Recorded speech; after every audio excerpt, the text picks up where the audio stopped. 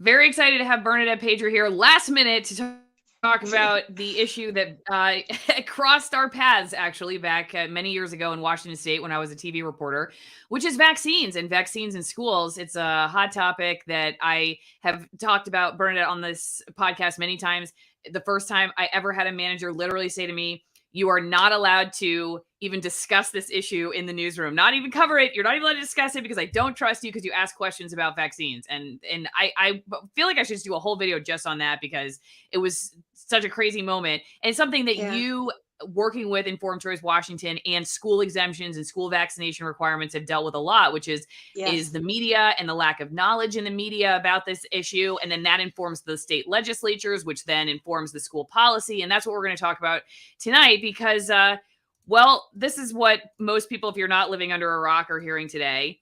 Uh, and I should say these headlines. This is my old company trying to keep people from freaking out.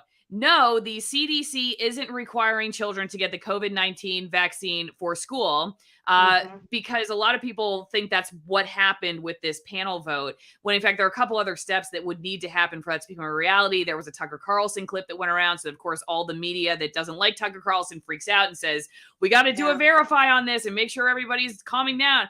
And so I wanted to bring you on first to talk about what actually happened, what this means for schools, and really too, since my background is media, how the media has affected this particular decision in your opinion, this vote, and then how it might then continue the coverage of that vote, continue to inform what happens in your state or in your school system. Again, Informed Choice Washington worked very closely on this particular issue in Washington State, not with COVID vaccines specifically, before that was even a thing, but with all the other, your ability to choose whether your kid should be exempt from these requirements prior to this even becoming a reality. So I thought you'd be a Yeah. great person to talk about it. So let's start at the beginning. What happened?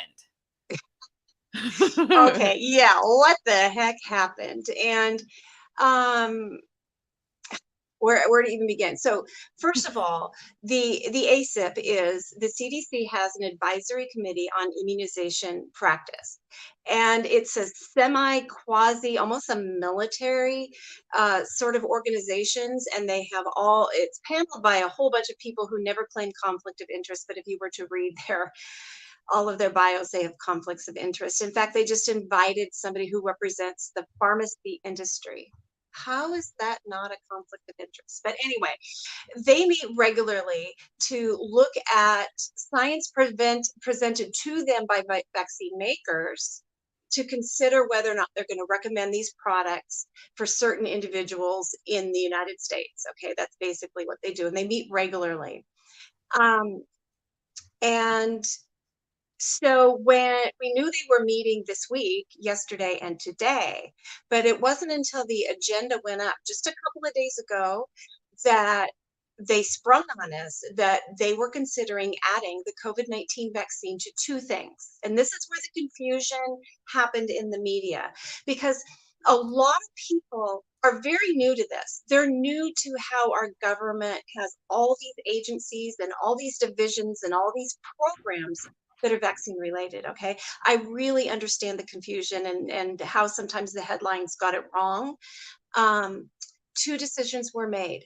One was to add COVID-19 vaccines to what's called the Vaccines for Children program. This is a federal funding program.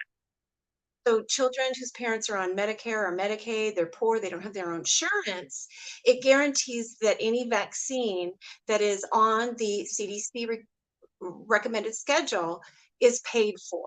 So if you can't afford to pay for it, the federal government will pay for it through the Vaccines for Children program.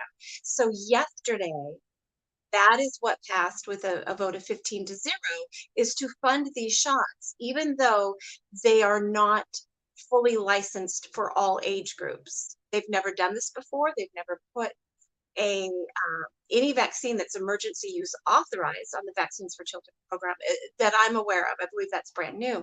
But a lot of people in the media, and a lot of people new to the vaccine risk aware movement, are unaware of the nuances of the language. And when they heard vaccines for children, They thought that meant that was a vote to add it to the CDC schedule. Okay. Okay, so run us through then what these votes do have as far as influence on your local school system and who makes those Okay. Well, decisions. that was the vote yesterday. Now we have to get to today's vote. Okay, So sorry. today, that's okay. So yesterday, and there was a whole lot of stories went out and said that they're requiring it for school and that it was put on the schedule. That's not yesterday, but today's vote, yes, today they voted to add COVID-19 vaccines to CDC's recommended schedule. No mandates here, it's just what the CDC recommends for children ages 6 months old and up for routine vaccination. So that's huge. This is very concerning. It's an emergency use authorized vaccine that they're trying to make put into regular use. One of the questions put to the ACIP to their attorney was, is it legal to put an emergency use authorized product that is only able to be given to individuals as long as there is a stated emergency? As soon as the state of emergency, EUA goes away and you can't inject these products anymore. And they said, well, we checked with our attorney and he said it was fine. What? I don't think so. It will have to be challenged in court. There's no way you can have this be a routine when part of it is still EUA and it's only licensed for 12 and up, 2 of the products. Okay, so, but there they voted it, it's on the schedule. So what does this mean? Well, it depends on the state where you live, because the federal government does not mandate vaccines except for at times of an emergency like we just saw, which was itself unprecedented. But your school required vaccines and daycare, a lot of states have daycare vaccination requirements, is handled at the state level, and every state is different. In the state of Washington, where I am still with Informed Choice Washington, there is a 10-member board of health that are hand selected by the governor, and they are given the authority to decide what vaccines are required for daycare and school attendance. And there are exemptions available depending on the shot: medical, religious, and personal. They have to go in Washington state, they have to go through a formal process to add it. They have to file certain things in the rulemaking process. There has to be public input. There has to be time for public comment. So it can take a while to add it. And I can give you more details about Washington state because they already have taken some steps waiting for this to happen. Really? Okay. Yeah. At the time, they decide, they had done a technical advisory group months ago. I forgive me, I forget the dates of when it happened. And the evidence to us clearly showed that no, you should not add these shots. And that's actually what the technical advisory group decided, but they only decided it claiming there wasn't enough data on children. And the Board of Health was concerned about the level of outrage coming from citizens. They had never seen so many people send in public comments. It was in the tens of thousands. They had never received that before. So they decided to pause and wait, but they definitely said they would put them on a pause. So yes, in Washington state, there is great concern that the Board of Health will now take steps to mandate the shot. Now, February of 2023 is when the COVID shots go on the new 2023 schedule. So we'll just have to see. Now, every state is slightly different. Here in Tennessee, there is just the health commissioner, and there's who can decide, and she's at the state level, and she can, I say she, I believe it's a she. Forgive me, I don't remember who is in that spot right now because it transitioned and I don't know the name of the interim individual. It might be a man. There's supposed to be a committee here, and according to state law, that also gets referred to. And I've only been here in Tennessee for about a year.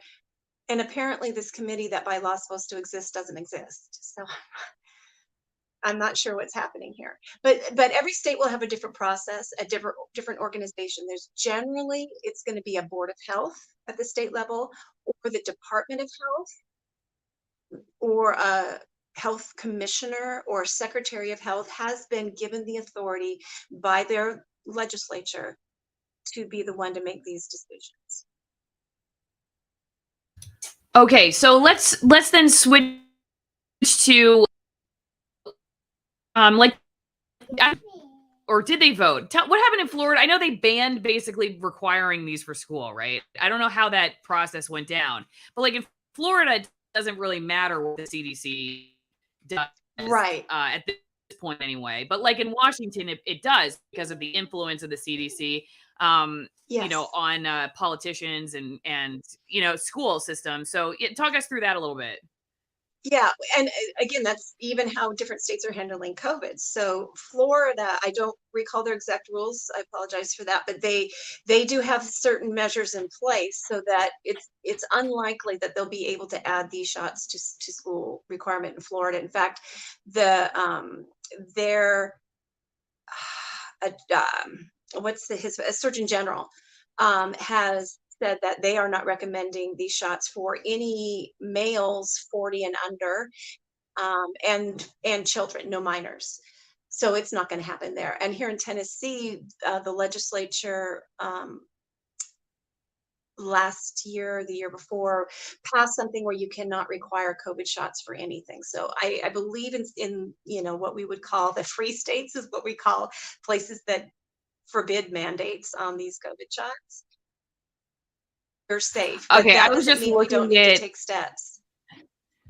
Hang on, Bernadette, just so I can clarify for people. I just looked it up. So yeah, it was a legislative bill that passed, basically protecting your choice. So bill prohibits COVID-19 vaccination mandates for employees in government and public education and protects parental choice. So he signed it into law, but it was a House bill, Senate bill that went through. So yeah, like in Florida, this is going to matter a lot less, obviously, than some other Yeah, state. I just wanted to clarify in case people were right.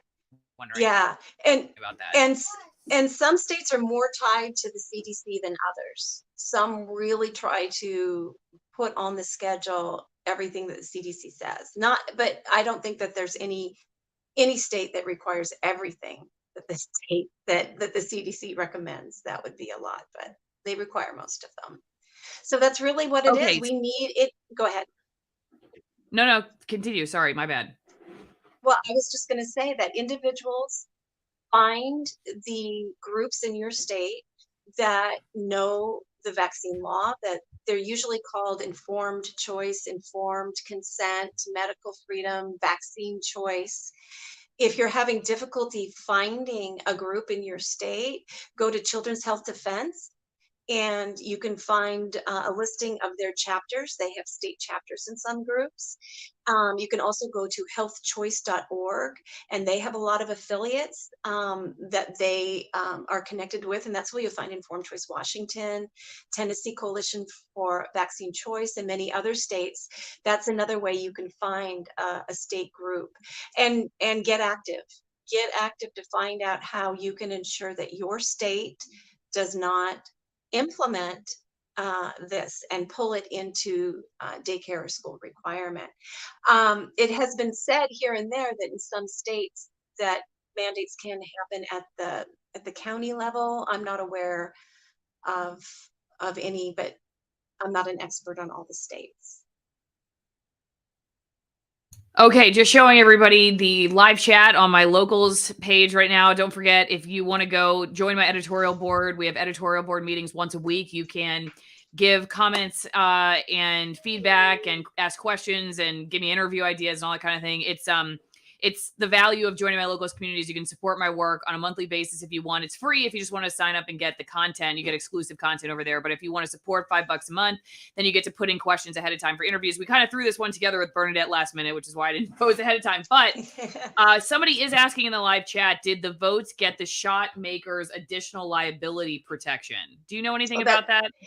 I do, and that's a really good question. So right now, the shots are underneath the countermeasures program, the CICP, countermeasures injury compensation program.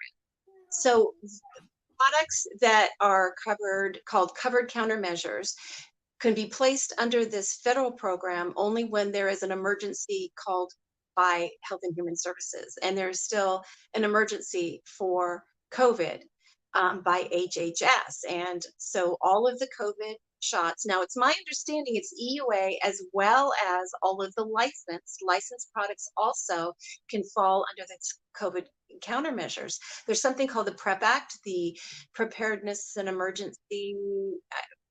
It's late at night here, and sorry, I'm tired. I've been working all day, but anyways, for short, we call it the PrEP Act. It's this umbrella liability protection when we're in this state of emergency with this disease outbreak, and everything is under there. You can't sue anybody for anything that's under there. And this is testing, masks, remdesivir, all of these things fall under that, where you can't sue them and the manufacturers, and there's very limited things that you can actually hold them liable for. So they made it very clear that the COVID shots, even though they're going to be under the Vaccines for Children program for payment for those who can't afford them, the kids, and they're going to be adding it to the recommended schedule, it still will be under the covered countermeasures compensation program, not the 1986 Act's vaccine injury compensation program. And that takes a little bit more explaining here. So normally when a vaccine is recommended to children or pregnant women, and the CDC puts it on those schedules, then Health and Human Services Secretary will put those shots, the entire category of shots, often under the 1986 umbrella, giving liability protection to the vaccine makers. And so if something happens, you have to sue the federal government to try to get compensation. But they made it very clear that isn't currently what has happened. They didn't tell us when it will happen. They just said it's still under countermeasures. It's not under the vaccine injury compensation program. Now, likely what will have to happen, they're going to have to get all their ducks in a row. The Health and Human Services Secretary will have to do the proper procedure. I believe he has to file something in the Federal Register. There has to probably be an open public comment period. I'm not positive. Everything's being done topsy-turvy these days. I'll be interviewing Wayne Rohde next Friday, and he has a lot of details. So that might be something, if your listeners want to watch. And Inform Life Radio, next Friday, I will have Wayne Rohde on to explain the nuances of this. So I guess in a nutshell. Do they just go to informliferadio.com? Oh, no, go to the fastest way is just go to CHD TV. And it's one of the shows on CHD TV. Got it. Okay. Every Friday, 6 to 8, but it's recorded too. Yeah. So it's going to remain under the federal, but and it'll eventually be under the 1986 Act. They're just taking care of it. It's almost like they're putting the cart before the horse. They're getting everything lined up so that when the emergency is lifted on COVID, then those shots will slide right into this other program. But they don't have all the ducks in a row yet. They can't move it yet. Not everything's in position yet. Okay. And so the covered countermeasures program is really, let's just put it this way. So far, I believe they've only reimbursed 6 people for injury for products. 6. There's a tiny window. There's a 1-year statute of limitation. A lot of things don't qualify. They don't pay for your attorney fees to help you do this. Mm-hmm.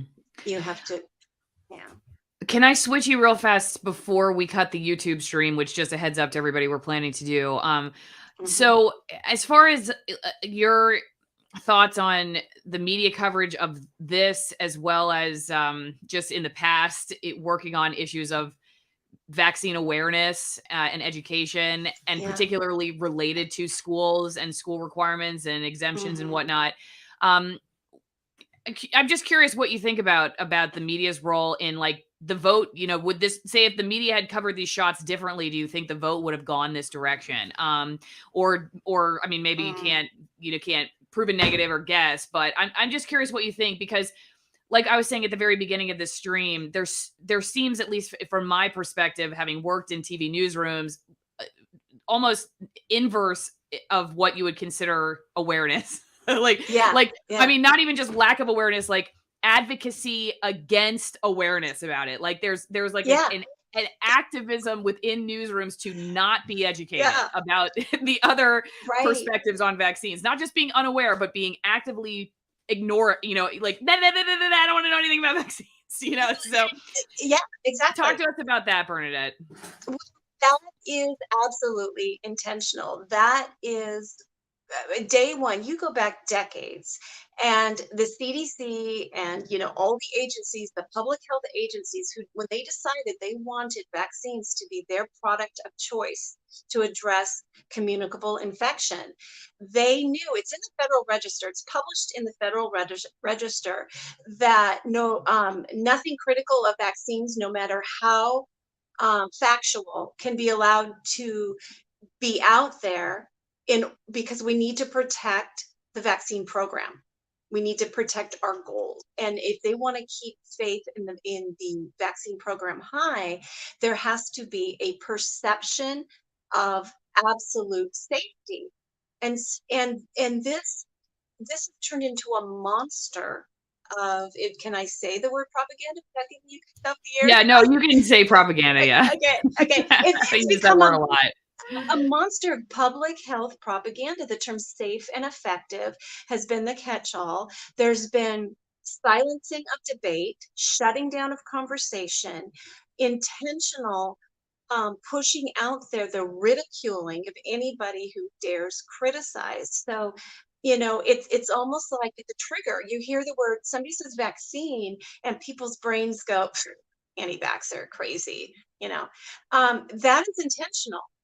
If no, and it only happens with one category of pharmaceutical product, Allison. Right? I mean, nobody says to anybody who's trying to get rid of the opioids that are hurting so many people. Nobody says, "Oh, you're anti-painkiller. You just want people to suffer in pain."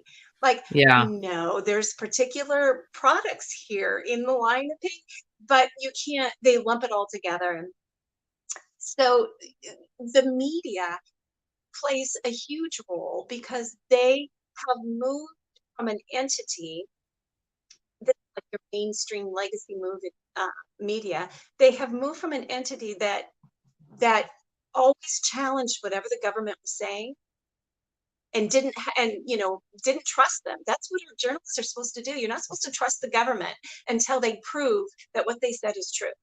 But there's no exploring. They take what the government says, what CDC, HHS, FDA says, they take it as blanket truth, and then they make these partnerships, and so much is coming out, as you have seen in various lawsuits, in the FOIAs, where we're finding out the collusion between these public health agencies and Facebook and Twitter and YouTube and everything in order to silence any criticism. It's huge. Now, if the media had been honestly following, I mean, that's a topsy-turvy world I wish would exist if the media had been doing their jobs and reporting facts this whole time. But I think that the only reason that the media even reported, that you're seeing it everywhere, it's because of the accidental, it's not misinformation, the accidental reporting of people, I would say on our side, like Tucker Carlson, not understanding yesterday's meeting and not understanding today's meeting and not understanding who decides what vaccines are required when, because they didn't understand the whole process. They made statements that the other side jumped on, like they're hungry for Tucker Carlson to slip up a mistake. But I think if Tucker Carlson hadn't made a mistake and a couple other major outlets hadn't said something that was wrong, such as like, see, the ACIP vote means that kids have to have the shots for school. If they hadn't said this wrong, it would not have been covered at all. It wouldn't have been covered. Yeah. They do. It would have been silent. Well, I mean, and because so many people were sharing it, I mean, that's when these verifies really come out because they see all these people sharing this on Facebook or Twitter, and they're, Yeah. oh, we have to get in front of this. You know, Joe Smith in Washington shared this Facebook post from Tucker Carlson, and everyone's freaking out. So we need to make sure that they're educated about what's really going on, and they need to stop freaking out. I mean, when I read these articles, basically signaling to parents like, you know, don't freak out. But the reason they're responding to it is because people are freaking out about it, and I think for good reason. I mean, maybe like you said, the information about this being like a direct vote that now immediately puts into place that your kid's gonna have a requirement is wrong. But people see the writing on the wall. Is this a possibility or even a Yeah. high probability in certain states? And they should be concerned if that's something that they don't want, because Yeah. that it is moving in that direction. And I think the media picks up on when they see people freaking out about something that they don't understand why you're freaking out about, Yeah. then they're going to spend all day trying to tell you why you shouldn't care, you know? But Yeah. then, but Yeah. then on their side, when they're freaking out about something, we can Yeah. name millions of things, right? They'll Yeah. spend weeks or months, you know, Yeah. all day. They'll be blue in the face trying to tell you to freak out about it. Yeah. Bernadette, real Yeah. fast. I'm trying. My producer, she just painted my desk with whiteout, which is awesome. So, I don't know if I told you that my 2-year-old's in here helping out with this. But she felt like this is a topic she should weigh in on. You know, I mean, she may have to go to school one day, though. I was going to open this video and say the CDC has voted to increase the popularity of homeschooling, and I brought Bernadette on here to talk about it because I feel like that's what's going to end up happening. Do it. And then and this is these are teacher gifts, everybody. When you homeschool, make sure that you give your homeschool teacher this gift I see on the screen. There you go. Yeah, go get your homeschool teacher some AllisonWinePromo.com. Thanks, Bernadette. That's why I bring you on. She helps me promote my wine. Yeah, don't forget, everybody, 50% off the wine itself and 50% off shipping. You know, it's not CDC approved, but that's probably a good thing, right, Bernadette? I mean, you know, Oh, yeah. so so get yourself some high altitude Malbec, remote regions of Argentina, hand-picked grapes, natural fermentation, 9,000 feet, one of them. So you can't get this at the grocery store. And it helps you support my work. You can toast a free speech over whatever you're having this fall, grilling before it turns into, we're going to officially have like our first overnight frost tonight. So, you know, why not cozy up with a nice glass of Malbec? But don't forget, if you're waking up and just reading about this news and you can't believe what the world has gone to, you should go to twinenginecoffee.com/Allison. Hot coffee, cold brew it, do it whatever you want. But this is another great way to support my work. They're organic, USDA certified organic. You get 10% off your first order. There's a light roast, there's dark roast. My favorite, which I drink quite a bit in the morning, is the cigar number one. It's a dark roast. Actually, the guy who started this company, it's a small operation. They all live there in Nicaragua. The CEO, he used to write in Cuba about cigars, and then he got really into coffee while doing cigar stuff, and so now he has a coffee company. But it's a great company. I love working with both of these because they support free speech, and it's also a great product. If you're a tea drinker, you can also get Katura tea. It's the tea you make from coffee fruit, the fruit that goes around the bean. I like to cold brew mine. It's very good. It tastes a lot like black tea. You can make kombucha out of it. Or just have a hot tea as the weather cools up. So thanks again for supporting my sponsors. Okay, so last question, Bernadette, before we cut the YouTube stream and move over just to the other platforms to wrap it up. For just the general audience kind of watching this on YouTube, for instance, and kind of new to this topic, I guess any resources you want to share with them where they should go to learn a little bit more about this, and what they should be paying attention to in the weeks ahead with this particular topic? Oh, good heavens. Sorry, Like if you want some primer, like this is where to start. Go to this website or go to my radio show or whatever. Yeah, informedchoicelaw.org, but also go to Children's Health Defense. You know, there's such a great place. Two of my favorite, oh, there's so many. children'shealthdefense.org, iCanDecide.org, standforhealthfreedom.com. Oh, gee, there's so many good ones. Healthchoice.org, go there to find state groups near you. I'm going to feel bad if I left anybody out. Those are kind of some of the great places to begin this whole journey. And there's activists have been working for years in vaccine safety reform, who are on top of this, and there's so many more people coming on.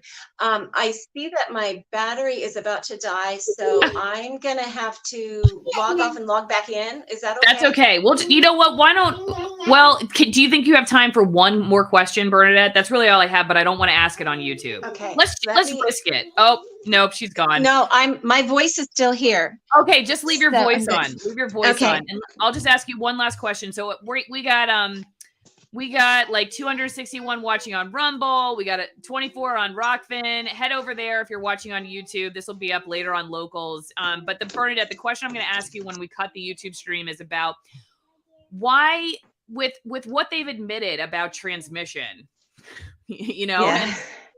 about preventing transmission, this vaccine and transmission prevention. I do not understand why they're the same people who would talk about that would then still say you should get this to like protect the group. It doesn't make any sense. And then also what vaccine are they talking about? The one that was created 2 years ago? Like, which variant? Are they going to start requiring the new variant vaccine every year? I mean, it doesn't make any sense, like logically speaking to me. Anyway, thank you guys for watching on YouTube. If you're watching somewhere else, thank you even more for watching somewhere else. I hope if you're on YouTube, you go listen to the question and the answer that Bernadette's about to give us, and we will see you next time.